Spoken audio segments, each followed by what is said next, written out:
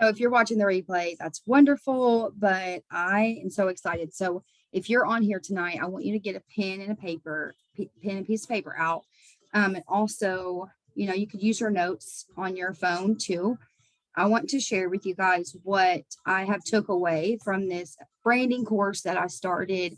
It was a 6-week course and with a coach that I admired.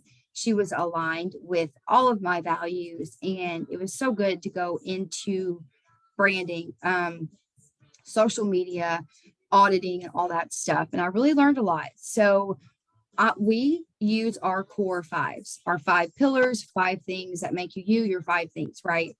So, your 5 things, I want you to write those 5 topics, those 5 categories about you or about things that you love and write it in the chat because I want to make sure that you're writing these down. And I'm going to help you make that list tonight if you don't know how to make it. I know there were a couple of girls who couldn't come up with 5 things. Guys, I have a very boring life. My life is full of chaos. It's full of being a boy mom, potty training, like I'm home all the time. So I had to get creative with my content and the things that I was doing for my social media. And it came from this list. And there are subtopics that I want to talk about with you. So your 5 things, your 5 cores, the 5 categories. And I'm going to give you an example. So I'll give you my 5, and I want to hear your all's 5 in the chat because I want to help you make these subtopics tonight and go into what it is. You have to know when you wake up in the morning and what your routine looks like. You have to know what that is. You have to know the things that you believe in, the values that you carry, right? We want to do these. I'm going backwards, but your 5 things are so important. And for me, I had to do these subtopics off of these 5 things. So mine's health, mine is family, mine is all things God, and mine's recovery, and it's miscellaneous. None of those things had anything to do with Thrive. None of those things have anything to do with the business. But the business goes into one of those categories, right? Miscellaneous categories. So write your 5 things down and then do like a indent. So there's room for the next line. And then on line number 2, write your second category, skip down, write your third category, skip down, write your fifth, your fourth, and your fifth. And then we're going to go into more deeper of what those things are. And I really want to hear those in the chat so I can help you put together subtopics because it's kind of like one-on-one individually with all of you. It might be a little difficult, but I want to help you write these subtopics for your 5s because you have a 5, so that's a topic. You also have to dissect that topic for your brand. If you're a mom, there is more to you than being a mom. What are some things that you want to add value to your social media? So with being a mom, I have parenting tips. I have setting boundaries with my family. That comes with being a mom, right? I have forgiveness. Those are things I'm going to talk about on my social media. So it gives me something to pull from when I don't know what to post about. That's what branding is. It is sharing on social media and posts and stories on your social with things that you love, with things that make you you. So if I know most of you guys on here are moms. So when you have that topic, what is that subtopic I want to help you put together? So do you believe like in setting boundaries, right? What are things that you can talk about when it comes to being a mom that you can add value to another mom? That could be self-development. Every mom needs that, right? That could be routine, getting yourself into a routine with your children, a sleep routine, something like that, something that you will be passionate about when you share on social media. You have to know those 5 categories and dissect into subtopics each category. So when I hear people say that they don't know what to post or they have to wait 45 minutes to come up with a post, I am in shock. And I'm like, why? Why can't you dig a little bit deeper into your branding? And this is going to be a guide for you on what to post and share when you have these subtopics. So for health, guys, health should be one of your all's fives, I think, because we are in health and wellness. But there is more to health than just that, right? That's just the umbrella. That can be mindset. That can be therapy, normalizing the fact that people need therapy, mental health, right? Overcoming trauma, mindset goals. That goes under the health umbrella. I'm looking just, okay, family, mental health, spirituality, recovery, dancing. Okay, those are amazing. So for family, most of you guys, I'm sure family, being a mom is one of your fives. You want to put as a subtopic something related to your family. So what does your family life look like?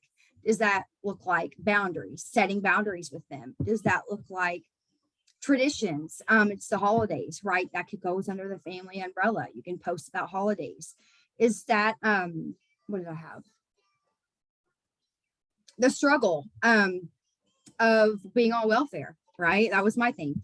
Maybe it is being a homeowner. That is something that you're going to bring to your family goals in life. That's one of those fives. That's a subtopic to family. Dancing, that could be TikTok. A subtopic for that can be music. A subtopic for that can be something that you're passionate about with dancing. Okay, so Court, your family and ADHD mom and toddler mom are all one topic. Those are all one thing. So learning to be a mom, you're a new mom. That's another thing that can be with your family and son, just as a one topic. So yeah, self-care, or yeah, that goes with health, self-care, self-love. Those are great things to go with that topic, so that when you go to make a post or share a story, you go to this list and you're like, oh yeah, I wrote that down. I can share about that today. And it's going to spin those wheels and help you with what to talk about. I think being a toddler mom, that can go into routine, that can go into a funny reels that you make for that day. Faith. I think faith it's part of mine, or the universe, or your higher power, whatever that looks like. What if it's the universe? You're going to put manifesting, right? You're going to put affirmations, you're going to put positivity. If it's all things God, because I had those confused. I had faith as my topic, but there's so much more to God than my faith, right? I have scripture of the day, I have hope, peace. Like there's so many more things than just faith. So I put all things God as my topic, as my umbrella. And then I put in, motivation, worship music, all of those things go into that. And that's what I share about. That is another thing for it. Yeah. You used to being a single mom. That's part of you, and that umbrella of family, of toddler mom, all of that. That's great. That's great. And there's more to your list. Because that subtopics, it keeps you really focused on what to post about. Yes, mental health, faith, recovery, self-development. Yes. So yeah, those are perfect, Tiara. So with your autism mom, there are put 4 subtopics with that umbrella. Okay. So we could put parenting tips on being an autism mom under that. We could put boundaries, setting those boundaries, patience, right? Patience goes under that umbrella. It can be motivation, right? To keep going. That's another subtopic for that you can share passionately about. You have to, those core topics those 5 topics are the biggest things to your passion. And that's what we show on our social. That's what we want to show. So for faith, what does that look like on your day-to-day, right? Is there worship music? Do you have a favorite sermon? Do you have a favorite podcast that's a spiritual podcast that you listen to? That needs to go under there. And that's how you know what you're sharing value on a daily basis. And another way that you know when you're sharing value is when people are in your inbox about other things than Thrive. If your inbox is just Thrive, we need to switch it up. And that's great. Like I'm clapping for you. That's amazing. But we also if it's been dry, no one's been messaging us and it's just been kind of slow, what's that value, that passion and that fire? Where's it coming from? Have you shared your vision lately? Have you shared some parenting tips on being an autism mom? Or I'm just throwing that out there because that's the first thing I see. Or self-development.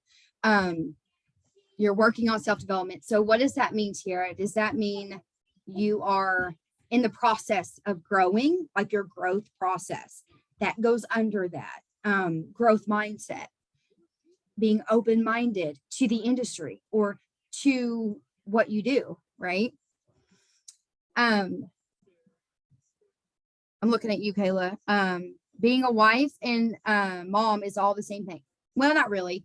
No. So that's why I put family as my topic. And under family, you would put mom, wife, bonus mom, first time mom. You're all specific positions and roles that you play would go under family. But outside of that, there's more topics to that, right? There's more to your branding list. Yes, absolutely. If you are a wife, if you are a fiance, if you have as a partner in life, that is definitely part of your fives under family. I really had to put a step out of the box and say, okay, we have our fives, but there's so much more in depth with that list. And when you break it off in subtopics, it really brings your social media to a purpose. You're more purpose driven. And y'all's, this is like a web. So we're coming off with like our topics, and it's like a little web. But at the top of the web, I started this backwards. What do you want to be known for? That is key all in all, your brand, what you want to be known for. Okay, so let me finish just a second. He's in his baby shark costume. Near future, in the next 2 years, what do you want to be known for? When people are talking about you, what do you want them to say? Your people, like not negative drama, but like your people, what do you want them to say about you? That helps you understand more of your purpose here, right? And then the character, the way you speak, the way you carry yourself, the way you interact with people. Are you going to walk in a room like confidently, like knowing who you are? What are those characteristics? And then long term, when you're 100 years old, what do you want people to say, right? If somebody hosted a TV special on you, like what would they say after 100 years of your life? Think about that. What would you want to tell your grandchildren? Stories about this and this and this, like long term, what do you want your children to know you for? Again, it brings that purpose back. And Courtney, you're so funny. Oprah moment. True. Like if your family was like, if you were dead and gone and they were on like Oprah, what would they say? Like, it's for real. Like, what would they say? And like, would you have humility? What are those core values that people are going to always remember you by? Humility, comforting, ambitious, those things. I think that really kind of helps you get the gears going when it comes to who you are and your purpose, really what you want to be known for now and long term. But I, for my recovery, for those of you who are in recovery, I feel like is so, I've kind of outgrown that version, right? I kind of talked about this Thursday. So you will outgrow these versions of yourself. So every 3 months, I want you to make a new list, a new subtopics list too, and spice it up, update it, look at it and change it up, because recovery was number 4 out of my 5s. And recovery and being an addiction was something I talked about all of the time. And now I've outgrown that, and it's no longer my story in recovery. It's more of like a codependency. I was very codependent on things of this world, right? Strength versus weaknesses. Those things are part of my recovery story. It's no more really about that. addiction piece, if that makes sense. I'm more of a solution focused on these topics, right? When you guys go in to talk about things on your social media, about your life, about these things that you enjoy, your routine, what you live for and what you believe in, please don't think that you're seeking pity from some people. I've heard that a lot. You know, I don't want to get on social media and be vulnerable and share certain things because I don't want people to think that I want them to feel sorry for me. Being vulnerable is a sense of power. It's powerful. It's showing that you aren't afraid to be bold. And when you talk about it in a sense of being a solution, you talk about it in a sense of this is what I found that works for me, and you're not complaining per se. You're just sharing a story that's happened in your life that was rough, that you come out of, but you've embraced it and you've learned from it, and there's a solution you have found from it that's pieced together your life and formed you into who you are, right? It's all in your perspective. And I know a lot of people kind of feel like they can't be vulnerable. They can't share things like setting boundaries. Like, guys, I talk about setting them with my family on my social media. I talk about things that are very bold because I'm talking from a solution focused mindset. I really talk, I hope that y'all get what I'm saying and it makes sense. But thrive is in your miscellaneous. So there are so many other things that can go under miscellaneous topics. If you can't find a fifth pillar, do miscellaneous, and thrive goes under that, along with testimonies, your testimony, other people's testimonies, your vision, your goals, your core values of leadership that you want for your team and for yourself, right? Because we never arrived. We still are working to grow and be better. So when you talk about those core values of leadership, what are they? Love, empathy, commitment, those types of things. And you let your social media know that you ain't playing. Like, you're here to link arms with women who are serious, who want to get healthy, who want to rise and not use their past as an excuse, and pour that into people. Be bold with that story, guys, because what you've overcome is going to unlock someone else's prison. It's so true.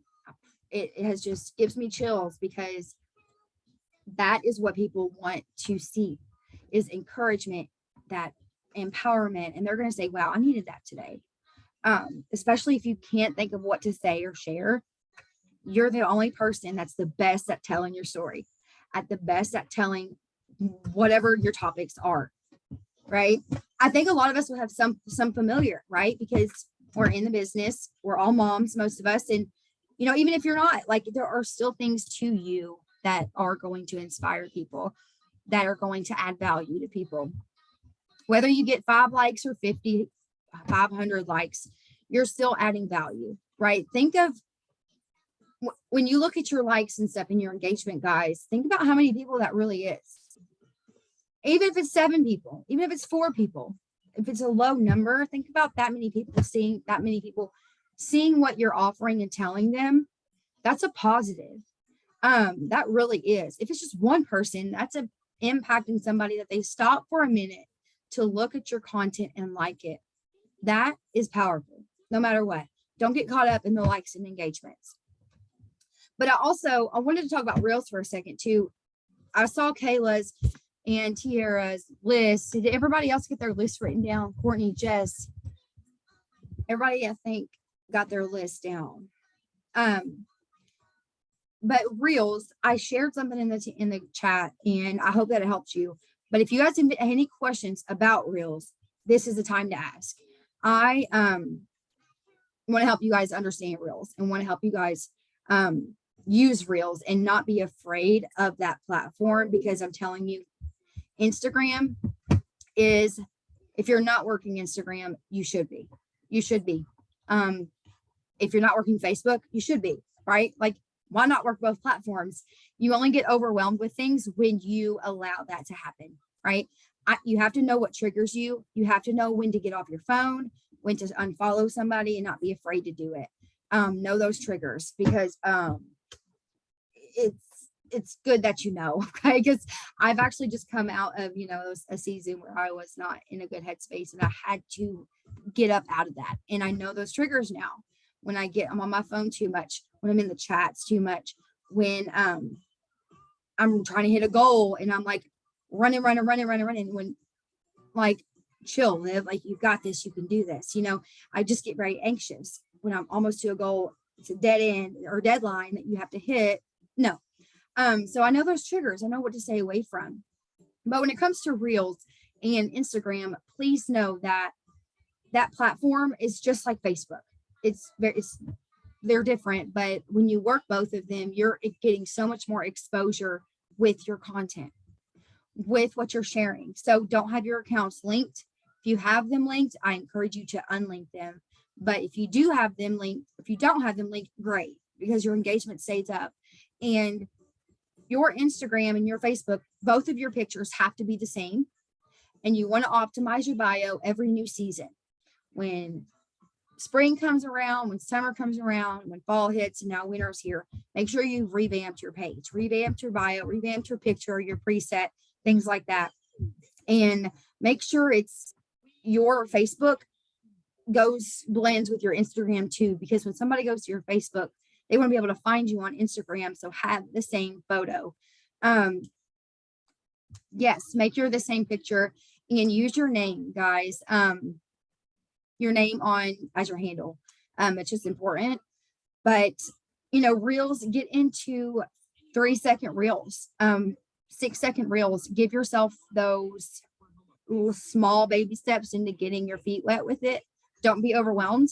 And the more you do it, the better you get. Guys, I look back on Reels from last October and I get sick. And it's just the way it is. You have to be messy with it. Ignorance on fire, right? Oh my gosh, Courtney, that's amazing. Good for you. Okay. When you have kids in your Reels or you have another partner with you in your Reels, I don't know what it is, but it gets a lot of views. It gets a lot of exposure. For some reason, just you, it may not have as many likes, but when you have someone with you or you have your kids in there, people love to see who's in your life.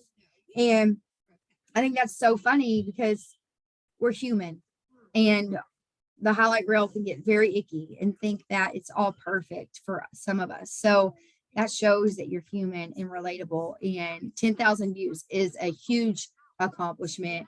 Like good for you. I think that's awesome. But TikTok is the same as Reels. There's nothing different about TikTok or Reels. I'm just saying, if you're sleeping on the TikTok game, I encourage you to get on that as well. The only thing is with TikTok, they don't have good filters. I don't think, in my own opinion, but I do it without a filter.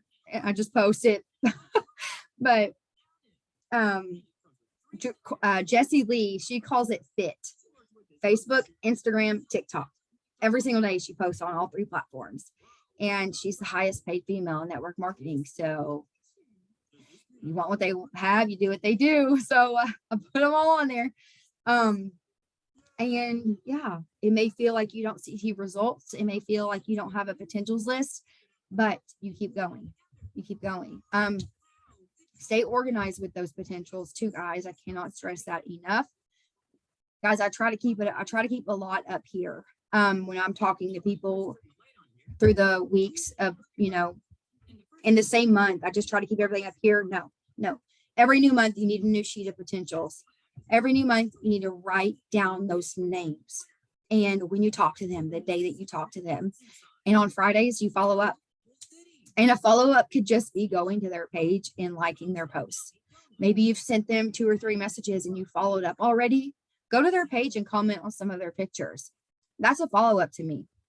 They go to their notifications and they see I'm on their page. Hey, I'm still here. Like, you show them that you're not going anywhere, right? That you're there to support them, encourage them, and lets them know you're still there, right? What do they say? It takes 5 to 12 follow-ups, guys. 5 to 12 follow-ups. So if you're not following up with your potentials 12 times, I'm sorry, you should be. It's something with the statistics that they shared on the goat training off that Lavelle did about a month ago. So good. And it's all about those follow-ups. Really. So 12 times. I am just rambling now. Went from branding to follow-up. So I hope this helped at all. Please let me know if this helped, because yeah, Jess, they do. 321s was originated on Instagram. I believe Lens came up with that.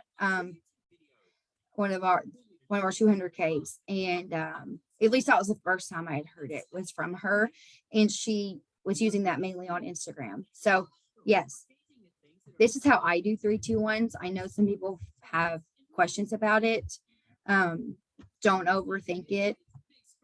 I look at my story views and I go to someone on my stories and I click on their page and I go like 3 of their posts, 2 of their pictures, and comment on 1 of their stories. The people that are watching my stories now, and maybe some people who've accepted my friend requests, but those are the only people I do 321s on. And that could be wrong, but that's what's working for me. Yeah, everything you say helps. I'm glad.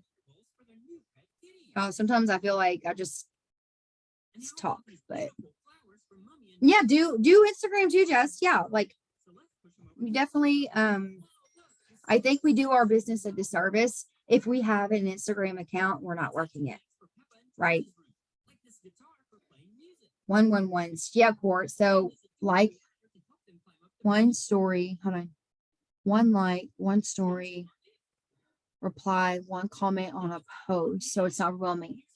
That's another thing. Like if you think 3-2, if you get confused with what that is, do your own 3-2-1 method. 111 is perfect.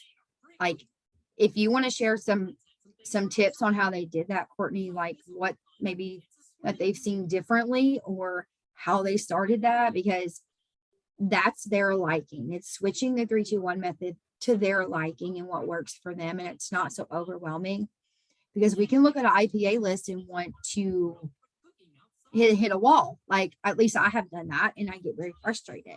So I do what feels good at that moment to my liking. I think a lot of us take things so literal sometimes, and I was like that.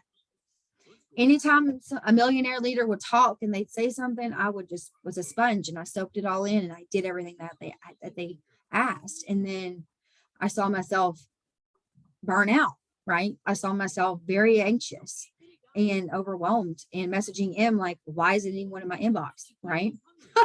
And it was really just about the intentional behind working. It was really just about what I was doing when I was on my phone. Yeah, I may have been adding to my network, but who am I adding? Are these people that are just like that haven't posted in 6 months, or people that don't have a very clear profile picture, or people that aren't really active on social media? Because those people you can't interact with. Those people you can't grow a conversation with because they're not on their social. So that's just what works for me. I know a lot of people don't check to see when that people post, but that's how I know I'm being intentional. I want people to be active. Yeah, cleaning up Facebook can be rough. It took me a year, 12 months to completely take off everyone that was toxic off my network, because there was a lot of people. And I just did like 5-10 people a day. Sometimes I would sit for hours and just delete all those negative people. But, just the little tiny things in the small windows of your day is what compounds and what truly matters. Don't take everything on your plate and try to carry it, right? You want to give yourself grace with that. You're welcome. I hope that helps. But if you guys don't know, Brittany Hernandez's Zoom is at 9. So we can all, after this, if you want to wait a little bit at 9, hop on Brittany's Zoom. That's what I do after all of our Zooms. I like to hop on over there, see what's going on, get poured into. Aw. Kayla never gets done. Do you want to share your experience? Are you making a dent. I mean, some people, Like with the cleaning up my Facebook, that we're on the same page, right? yes, So, I mean, like I do with, like, I used to accept everybody, and I'm talking like men from the furthest countries away, that couldn't even speak, like just randoms. And definitely like, but I've never been in network marketing either. I don't know why I did that anyway, but I just accepted everybody. And then before I started this, I kind of like, it was annoying. I just always had messages, and I had to like realize, do I even want these people messaging me? No, like I'm married, like leave me alone. So that's when it kind of started. But I got so intentional with it once I started this business, and that was a year ago. So, like you said, for 12 months, you've been doing it for 12 months. And like it's hard a little bit because there's some people that I'm friends with in real life that I don't even want on my page, like that won't serve me a purpose, like, come on. And but I feel bad that, if I took them off, they'd be like, what, I'm not allowed in your business? Or like, honey, my business already, but I don't want, I don't know. I don't know. There's some days where I'm like, screw them, and just who don't even care. Like Lynn's Coggin, she's a big one now on just unfollow, who cares, unfollow for you. So it's kind of like, okay, if I see another network marketer, I do have a lot of thrivers on my page too, and I do mute their stories, but I like having them as, like, I feel like we're there to encourage and inspire other thrivers too, so I like that they serve me a purpose and I can serve them a purpose. Plus that can help our audience just because they hype us up and stuff like that. But like, it's just kind of like a happy medium. You've got to find that, like, like you said, you've been doing it 12 months. We've been in and out people, and it's still taking work. I have too. And like you said, some days you'll go on there and just delete a whole bunch of people. Yeah. I will too. I wish you're away. I'm gonna ask you, but like, really, there's not, other than just going in there and in it, like on their page and look. I do the same thing. When's the last time they posted? Do they post every day? Like, the same thing you do. But I don't know. It's just like, I wish there was an easy way out of that. Yeah, it takes a lot of time because they used to have apps where you could delete a lot of people at once, and then Facebook and Instagram caught up on it and they banned all those apps. So back in the day, in the dinosaur ages of network marketing, you could get those apps and delete a lot of people at once, but now it's by hand, and now it takes a little bit longer. But when